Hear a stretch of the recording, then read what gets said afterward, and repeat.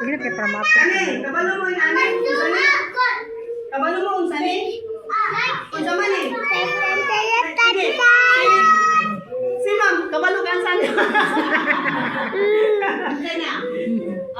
Oh, sige, kabalo mo unsani? Ikaw, kabalo mo unsani? Fire! Very good! Unsa? Oh, very good! Very good, very good.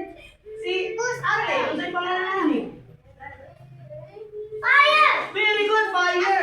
So, kaya siyang magipagkita na ako sa inyo, ang lighter o ang puspuro o ang match, dili na to siya piyagan, dili na to siya dula-dulaan. Dili na to siya gamiton sa atong pag-play, kay makakot siya o solo. Very good. Kung saan dili na to dapat i-play? Unsa? Oo, lighter. Lighter, okay. Sige. So karon, for example, magkana ay sunog diri. Unsa may buhaton nato? Example, bakula. Magkana ay sunog, masunog ang kagaysan masunog ang lingkuranan. Unsa may buhaton nato? Ha? Unsa?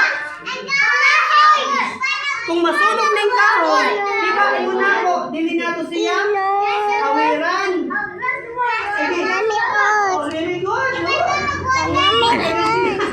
Ayos, mga active.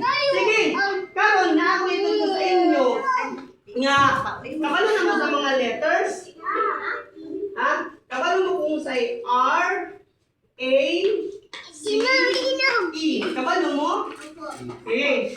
Ang R is kwan siya, run. Kabalo mo run? Kung na ay sunog, ibig sabihin, muran ka. Gan. Ana. Ang A, uy, sige, drink ikaw. Drink. Very good. Sige, ang A is alarm. Unsa may buhaton nato pag mag-alarm kita? So, unsa? Ah, very good. Asa mo tuling? Sige.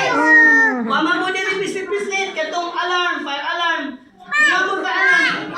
Sakit na lang mo. Isa diri kabalo mo sakit. Oh, sakit mo.